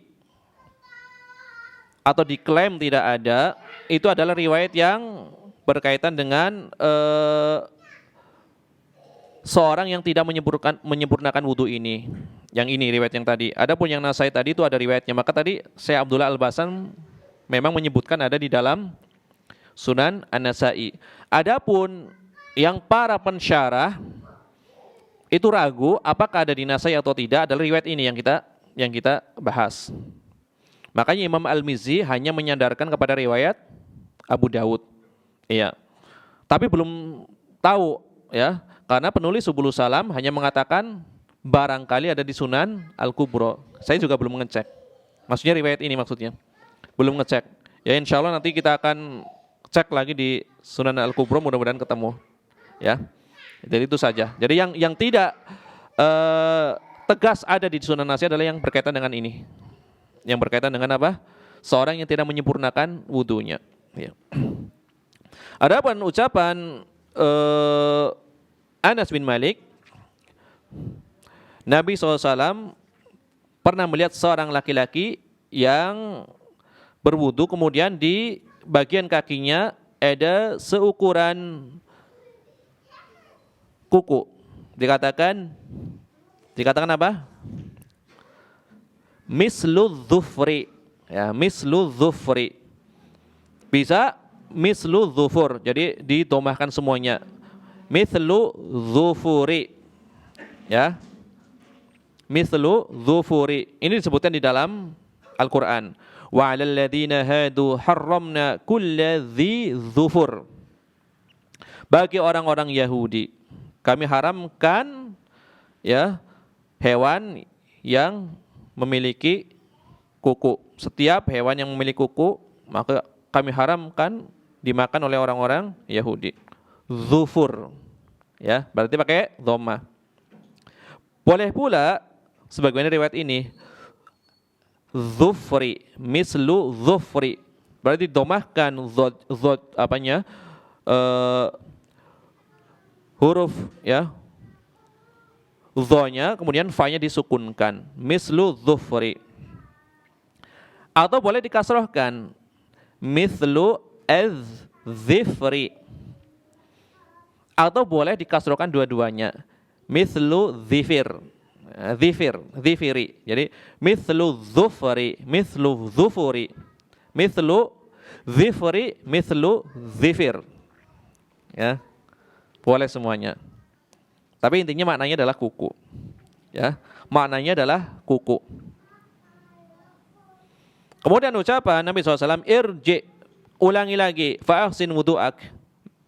Maka maksudnya adalah kamu harus berwudu dengan cara yang sempurna. Ya. Ini yang pertama. Jadi dia hanya disuruh untuk mencuci bagian yang tidak terkena air saja. Ini maksud yang pertama. Atau kemungkinan kedua, dia disuruh untuk mengulang wudunya. Karena dengan ulangi lagi. Maksudnya ulang cuci bagian itu saja atau memang diulang dari awal kan gitu. Ini kaitannya dengan muwalah. Kalau muwalah berarti apa? Harus mencuci sebelum semuanya kering.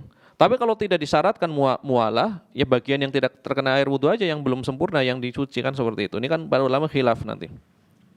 Berarti kemungkinan pertama, maka kembalilah kamu mencuci bagian yang tidak terkena air wudu tersebut. Hanya bagian itu saja. Itu yang pertama.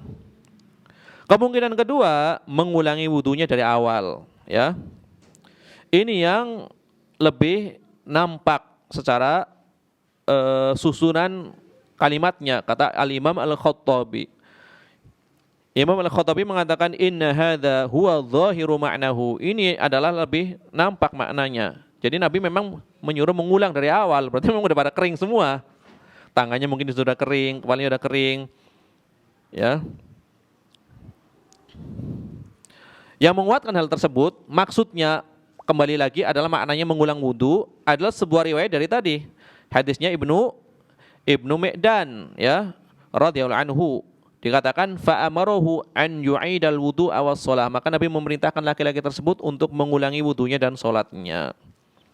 Ya, ini adalah secara maknanya. Adapun pelajaran-pelajaran yang bisa diambil dari hadis ini, sebagian ulama berdalil dengan hadis ini tentang wajibnya ya isti'ab jami'i ajzai a'dha'il wudu, dan menyempurnakan, meratakan seluruh anggota wudu dengan air, tidak meninggalkan sedikit pun ya bagian yang harus dikenakan air wudu tersebut. Apabila dia meninggalkan sedikit bagian, maka tidak sah. Karena tadi Nabi SAW melihat hanya seukuran kuku saja ya yang tidak terkena air. Nabi malah menyuruh seorang tersebut untuk apa? Berwudu lagi, menyempurnakannya, membaguskannya. Hadis tadi kan berkaitan dengan apa? Telapak kaki. Maka dikiaskan untuk kepada telapak kaki adalah anggota tubuh yang lainnya, bagian tangan. Kalau tidak, itu pun harus dikenakan dengan air. Meskipun yang ada di dalam riwayat ini adalah tidak mencuci secara sempurna bagian telapak kakinya atau bagian kakinya, ya, bagian telapak kakinya. Tetapi anggota yang lain pun berlaku, anggota tubuh yang lainnya pun berlaku. Maka di dalam sebuah riwayat dari Abu Hurairah bahwasanya Nabi SAW pernah melihat seorang laki-laki yang tidak mencuci tumitnya. Ini tumit sini ya, tumit kan ini, ya, tidak mencuci tumitnya. Maka Nabi mengatakan, wailun, celakalah, lil aqabi minan nar, tumit-tumit dari api neraka. Celakalah tumit yang tidak tersentuh air wudu, itu akan diancam, disiksa di neraka. Wail maknanya ada dua. Wail maknanya ada dua. Makna pertama, wail adalah lembah di neraka yang digunakan untuk menyiksa orang-orang yang masuk ke dalamnya. Wail adalah yang kedua, kalimat ancaman, celakalah misalkan seperti itu. Wailul likulli humazatil lumazah, wailul lil mutaffifin, celakalah. Ya, orang yang celaka tentu akan masuk ke dalam lembah-lembah di neraka kan seperti itu. Ya. Jadi intinya adalah ancaman. Celakalah tumit-tumit ya dari api neraka, tumit-tumit yang tidak tersentuh air wudu, tidak sempurna di dalam berwudu. Di dalam riwayat yang lain dikatakan asbihul wudu'a, sempurnakanlah wudu. Fa inna Abul Qasim qala wailun lil aqabi minan nar. Karena sesungguhnya Abul Qasim, Nabi SAW, beliau mengatakan, celakalah tumit-tumit dari api neraka. Celakalah tumit-tumit yang tidak terkena air wudu secara sempurna, akan diancam dengan siksa di neraka. Ini adalah pelajaran yang pertama.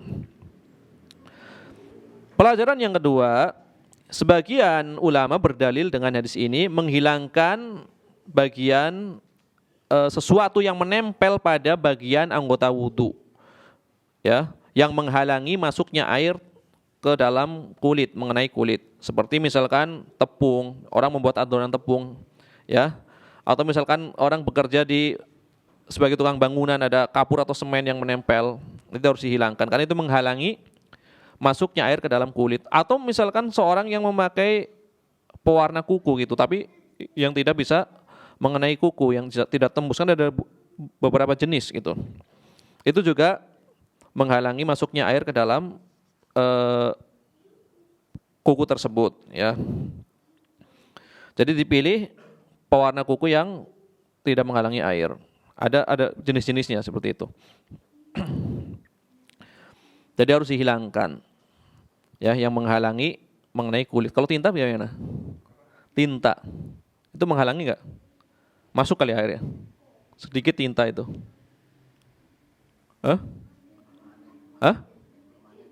Kenapa?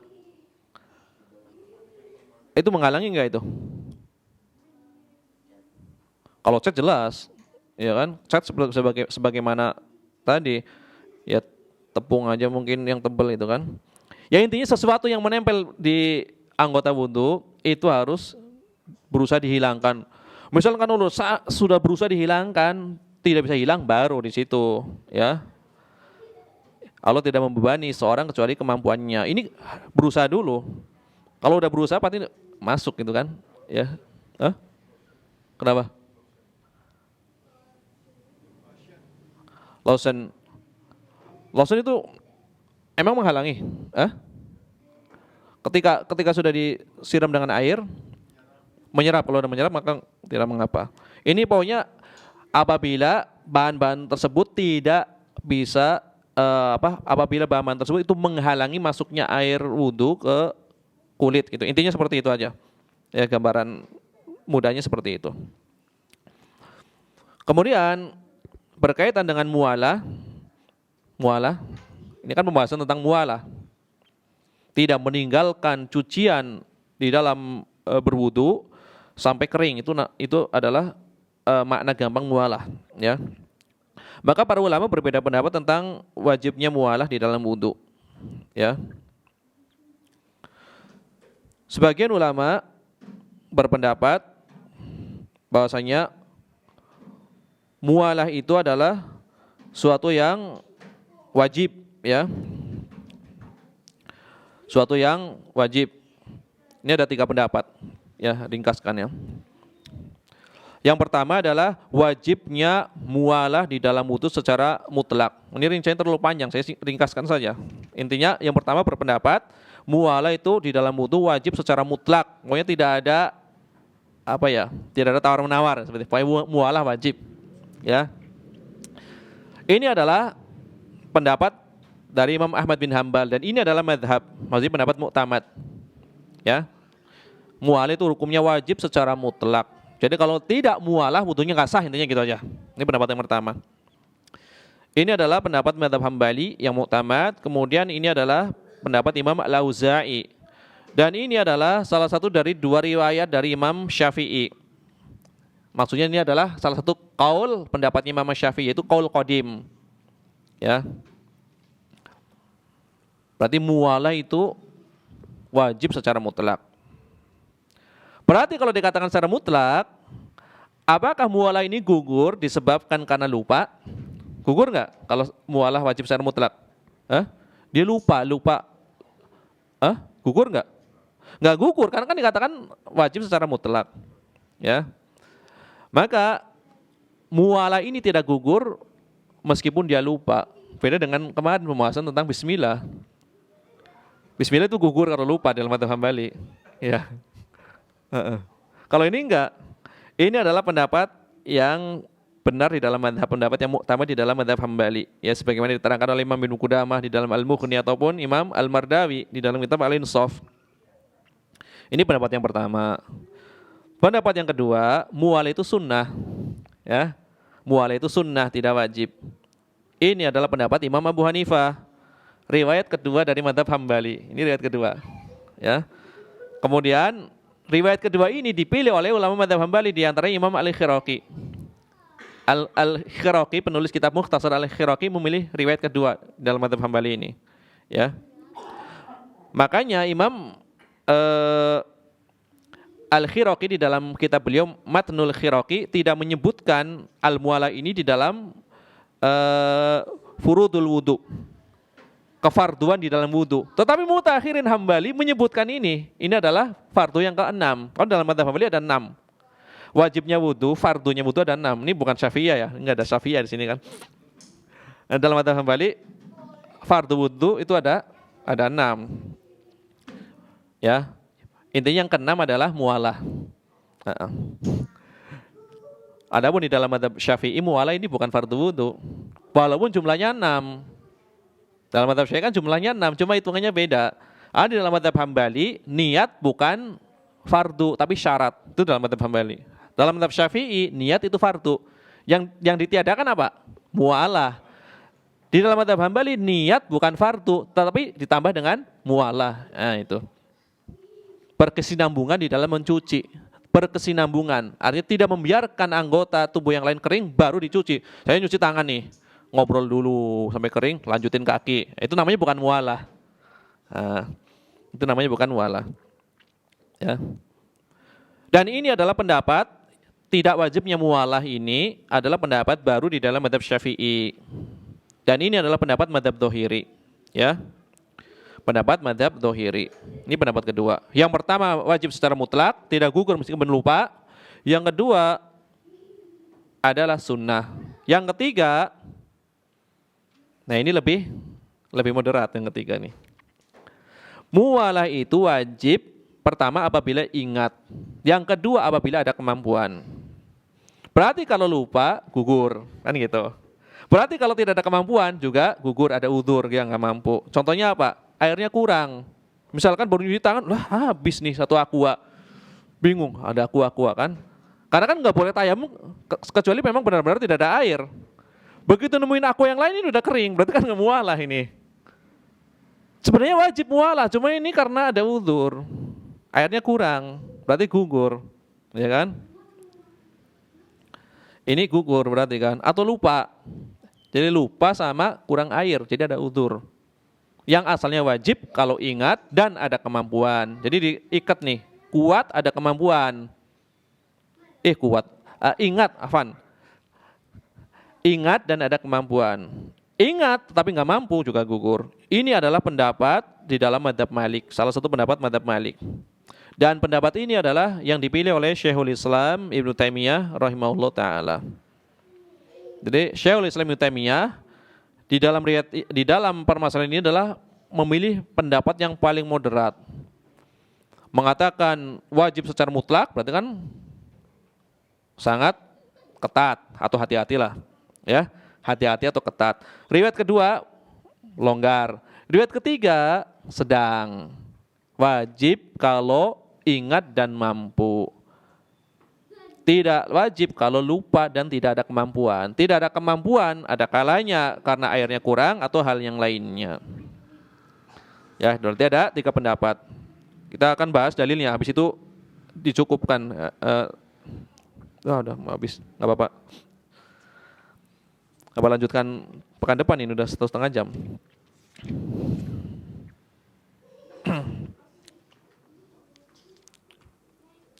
Ya, karena waktunya mungkin tidak cukup ya.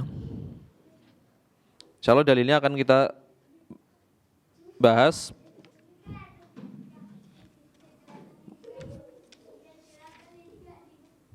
atau langsung aja nggak masalah, bahasa ringkas. Secara ringkas, secara cepat. Adapun yang pertama yang menyatakan wajibnya mualah, ya. Yang pertama adalah sebuah ayat yang di dalam surat Al-Maidah. Idza qumtum ila shalat faghsilu wujuhakum. Di sini kan ada jawab syarat. Maknanya adalah bahwasanya anggota wudu tersebut itu harus dicuci secara berurutan, tidak diakhirkan. Ya. Karena kan dikatakan apabila engkau akan berwudu, apabila engkau ingin mendirikan sholat, apabila engkau ingin mendirikan sholat, maka basuhlah wajah kalian dan seterusnya. Ini sebagai jawaban dari syarat. Syaratnya mau sholat apa? Ya kan? Yang disyaratkan untuk sholat adalah bersuci atau taharoh. Jika kalian ingin sholat, maka cucilah. Kemudian disebutkan secara berurutan. Ya, maka zahir ayat ini menunjukkan bahwasanya mencucinya itu tidak boleh diakhirkan, kan seperti itu. Karena sebagai jawaban dari syarat, ya, sebagai jawaban dari syarat. Ini yang pertama, ayat wudu. Ayat wudu zahirnya menunjukkan bahwasanya perbuatan tersebut harus dilakukan secara berkesinambungan, tidak boleh diakhirkan. Kemudian dalil kedua adalah hadis dalam bab ini. Nabi mengatakan fa'ahsin wudu'ak. Kemudian hadis dari Khalid, ya, bin Ma'dan, ya, bahwasanya Nabi SAW memerintahkan untuk mengulangi wudu dan sholat. Maka ayat ini, kemudian hadis ini menunjukkan bahwasanya mualah adalah suatu yang wajib. Seandainya tidak wajib, maka Nabi SAW tidak menyuruh untuk mengulangi wudunya. Kan dikatakan fa'amarahu an yu'idal wudu, mengulangi wudu. Seandainya muwalah itu tidak wajib, kan berarti udah kering tadi. Cukup apa berarti? Cukup bagian yang kurang saja. Kalau memang muwalah itu hukumnya tidak wajib. Ya. Tadi kan dikatakan ada seukuran koin atau dirham. Ini adalah dohir maknanya ya sebagaimana perkataan Imam Al-Khattabi. Kemudian yang ketiga ini kan dua. Satu ayat, yang kedua adalah hadis bab. Yang ketiga, bahwasanya orang-orang yang mensifatkan cara wudu Nabi sallallahu alaihi wasallam, mereka menyebutkan bahwasanya Nabi berwudu secara mutawalian, secara mualah.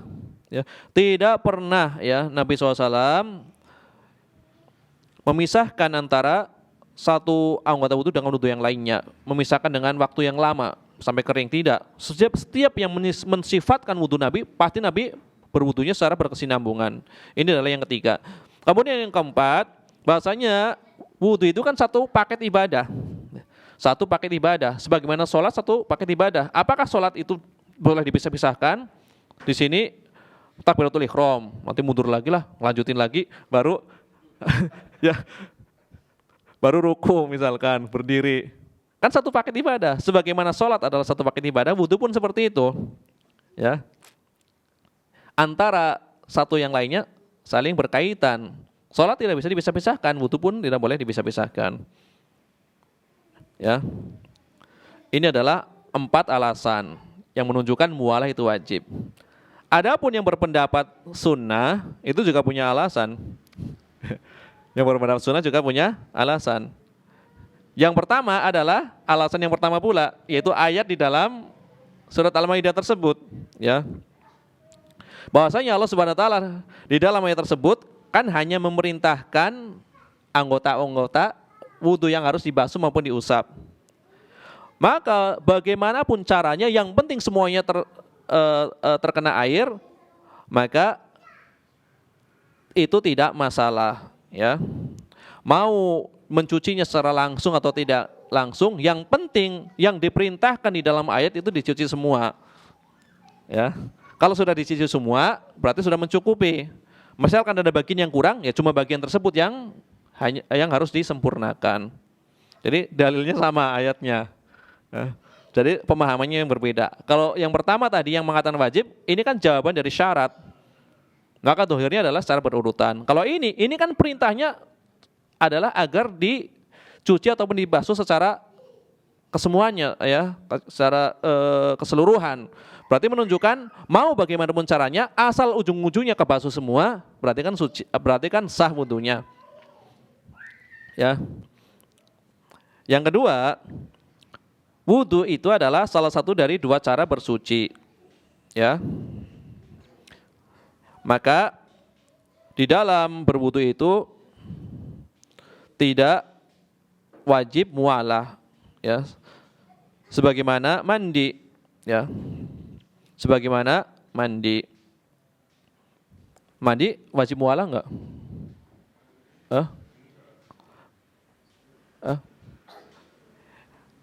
Wudu dengan mandi sama-sama apa? Cara untuk bersuci, ya kan? Mandi aja tidak wajib, ya kan? Secara mualah, maka wudu tentunya tidak wajib pula. Yang dimaksud baguskan wudumu, kan ada riwayat, irji, kembali lagi, fa'ahsin al-wudu, baguskan wudumu. Yang dimaksud dengan dibaguskan wudumu adalah sempurnakan bagian yang kurang, gitu maksudnya. Sempurnakan bagian yang kurang, seperti itu. Kemudian kalau dikatakan tadi Nabi SAW menyuruh mengulangi lagi, bukan hanya menyempurnakan, itu adalah sebagai tanbih, sebagai peringatan agar lain kali dia tidak meremehkan, bukan wajibnya mengulang. Sebenarnya kamu cukup mencuci bagian yang tidak terkena air wudu tersebut. Cuma biar sebagai pelajaran, biar kamu selalu ingat kalau berwudu itu harus hati-hati, maka nggak apa-apa diulang lagi wudunya, ya. Ini adalah 2 alasan, ya, diantaranya. Kalau mandi wajib mualah nggak? Menyiram air, kemudian nanti bagian kakinya boleh diakhirkan, kan seperti itu. Boleh mengakhirkan mencuci kaki, ya. Intinya adalah sebagaimana mandi adalah cara untuk bersuci, wudu pun cara bersuci. Maka mandi tidak wajib mualah.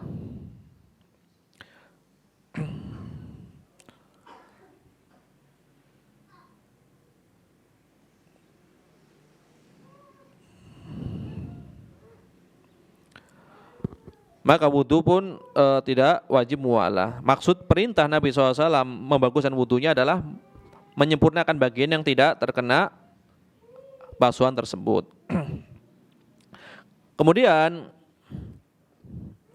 yang ketiga, tadi kan berpendapat kalau lupa dimaafkan, kalau tidak mampu juga dimaafkan. Dalilnya sebenarnya sama semua. Ya dalilnya lagi-lagi sama, ayat itu dipakai, hadis-hadis juga dipakai. Cuma ada tambahan dalil lain yang ketiga ini. Ya. Ada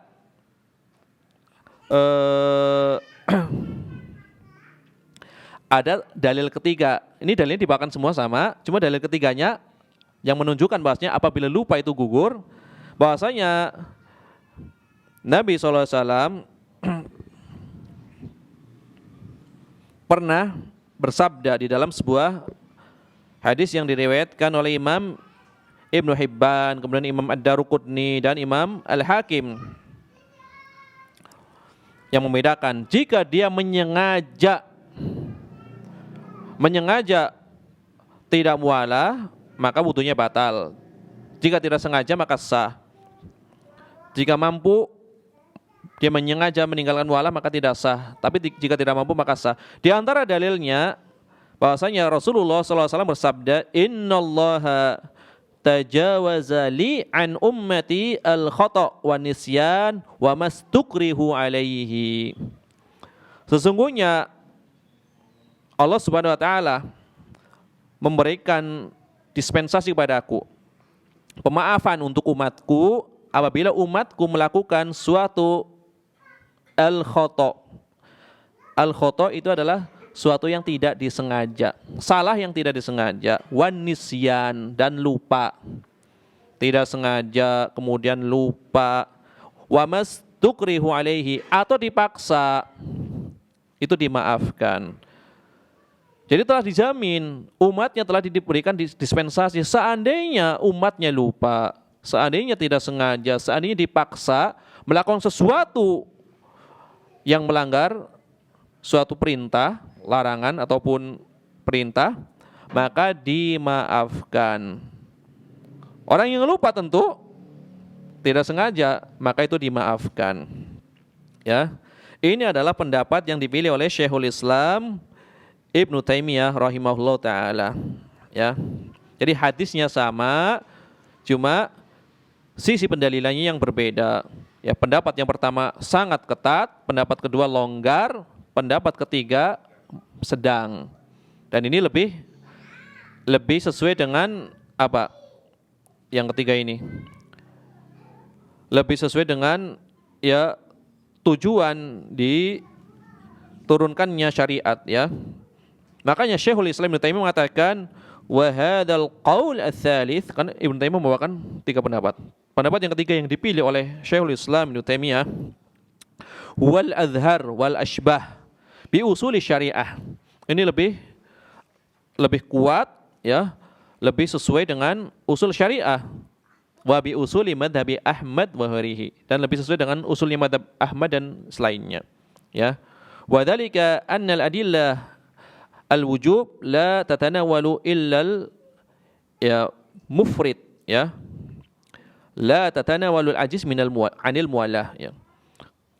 Karena dalil-dalil tentang wajibnya itu tidak mungkin bisa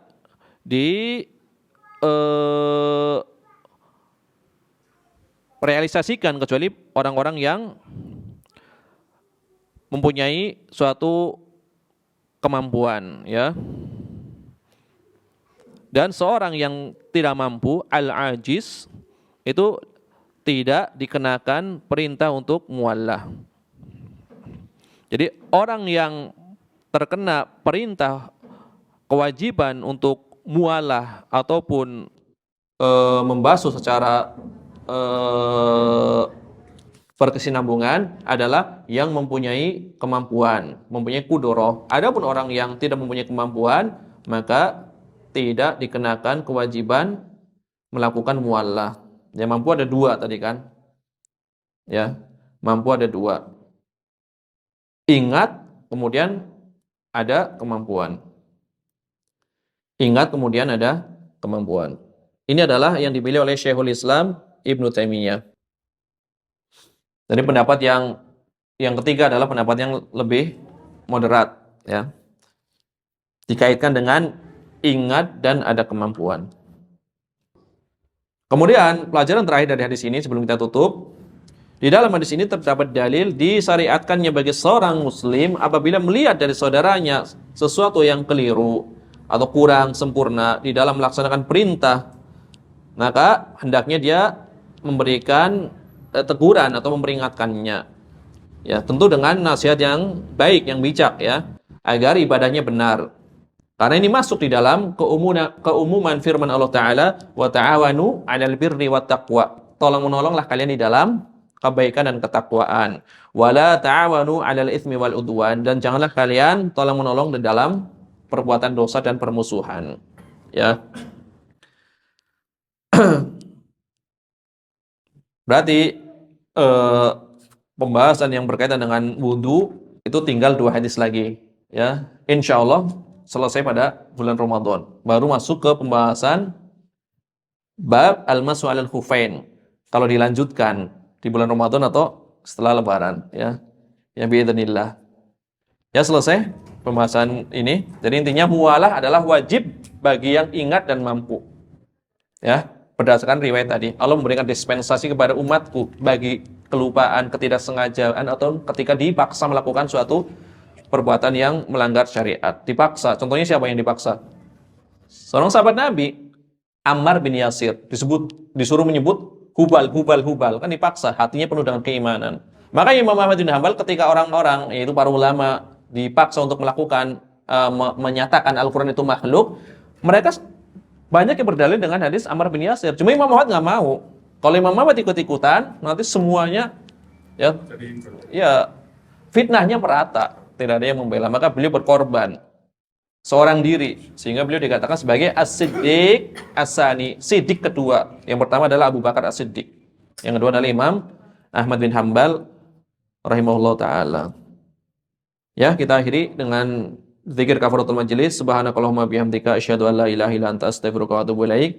Wa sallallahu wasallam ala nabiyina Muhammad wa ala alihi washabihi ajmain. Wa akhiru da'wana anil hamdulillahi rabbil alamin. Wassalamualaikum warahmatullahi wabarakatuh.